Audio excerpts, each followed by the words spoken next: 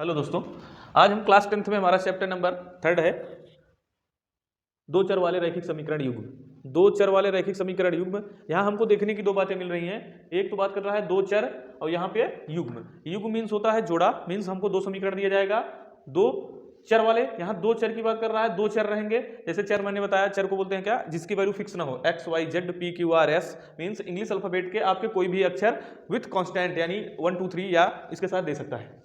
तो रैखिक समीकरण क्या है उसको हम आकर के देख लेते हैं। रैखिक समीकरण लीनियर इक्वेशन।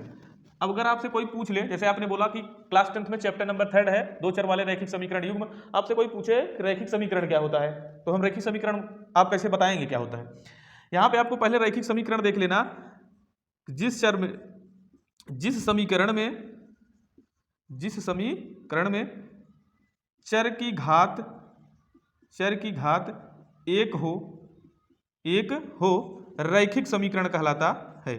रैखिक समीकरण कहलाता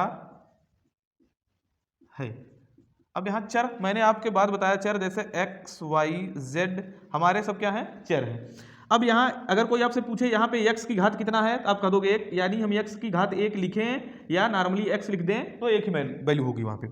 अब यहाँ बात कर रहा है दो चर वाले, यहाँ देख लो, मीन्स जो हम समीकरण पढ़ेंगे उसमें हमको दो चर दिया जाएगा। मीन्स जैसे x प्लस वाई यहाँ पे दो चर दे रहा है, तो दो चर वाले युग्म मीन्स बेटा दो समीकरण दे दिया जाएगा। ऐसे x प्लस वाई, तो हमको दो समीकरण के सहारे x और y की वैल्यू ज्ञात करनी है। आपके चैप्टर में दो आपको मेन हेडिंग पढ़ने को मिलेगा। एक मिलेगा ग्राफी विधि, दूसरा मिलेगा बीजगणितीय विधि। ग्राफी विधि में हम ग्राफ के द्वारा पता करते हैं। जैसे आपको आप देखेंगे ग्राफ पेपर आता है ऐसे ऐसे करके, तो आप ग्राफ पेपर के माध्यम से निकालेंगे। ग्राफ पेपर में हमको क्या करना है, एक्सिस ज्ञात करनी होती है कि किसी भी पॉइंट से, जैसे हमने बताया कि आप इधर से जो क्षैतिज होता है, क्षैतिज होगा उसे हम बोलते हैं एक्स अक्ष, इसको हम लोग बोल देते हैं एक्स अक्ष। जो ऊर्ध्वाधर होता है उसको हम लोग बोल देते हैं वाई अक्ष। यहाँ एक्स अक्ष और वाई अक्ष के सहारे हमको ग्राफी विधि से सॉल्व करना होगा। दूसरा आ जाता है हमारा बीजगणितीय विधि। बीजगणितीय विधि में तीन विधि आपको चैप्टर में पढ़ने हैं। पहला हमारा है विलोपन विधि, नाम से ही स्पष्ट है विलोपन, विलुप्त करना। मीन्स एक्स और वाई आपके जो दो दिए जाएंगे, जैसे आपको मैंने बोला x plus Y equal to 0, ये हमारा एक इक्वेशन हो जाएगा। मान लीजिए 3x plus 2y equal to 0, ये हमारा दूसरा इक्वेशन हो जाएगा। यहां से हम इन दोनों समीकरण के सहारे किसी एक टर्म को विलुप्त कर देंगे, या तो हम x को विलुप्त कर देंगे या तो हम y को। तो ये नाम से स्पष्ट है विलोपन विधि, मतलब हम एक विधि को, एक चर को विलुप्त करके वैल्यू निकालेंगे। दूसरा हमारा है प्रतिस्थापन विधि।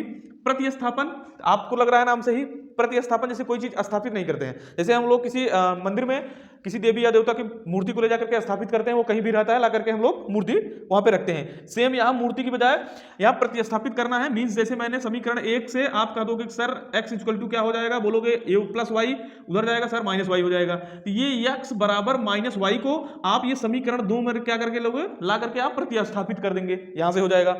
बात आ गई बज्र गुणनखंड विधि की। तो बज्र गुणनखंड विधि हमने आपको जो बताया था, इसमें आपका यूज होगा।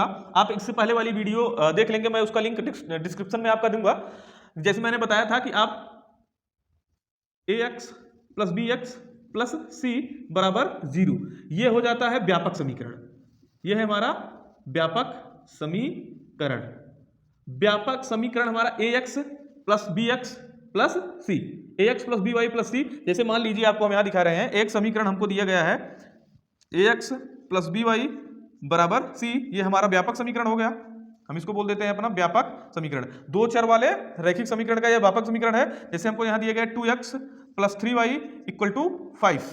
अब इसमें क्या कराएंगे, जो हमारा व्यापक समीकरण है, व्यापक समीकरण ax प्लस बी वाई बराबर सी, और दिया गया समीकरण कितना है 2x प्लस 3y बराबर 5, हम क्या करा देंगे, तुलना करा देंगे, दोनों से तुलना करा देंगे, यानी कंपेयरिंग करा दोगे आप कंपेयरिंग करा दोगे।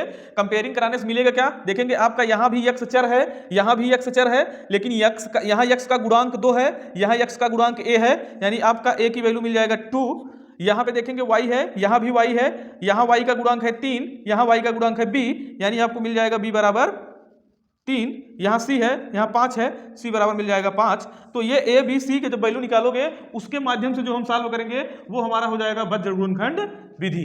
तो आइए हम एक ग्राफी विधि द्वारा एक आपको एक एग्जांपल बताते हैं, उसके बाद विलोपन विधि, प्रतिस्थापन विधि, बज्र गुणनखंड विधि, यानी सबसे पहला हेडिंग हमारा जो होगा वो ग्राफी विधि का होगा।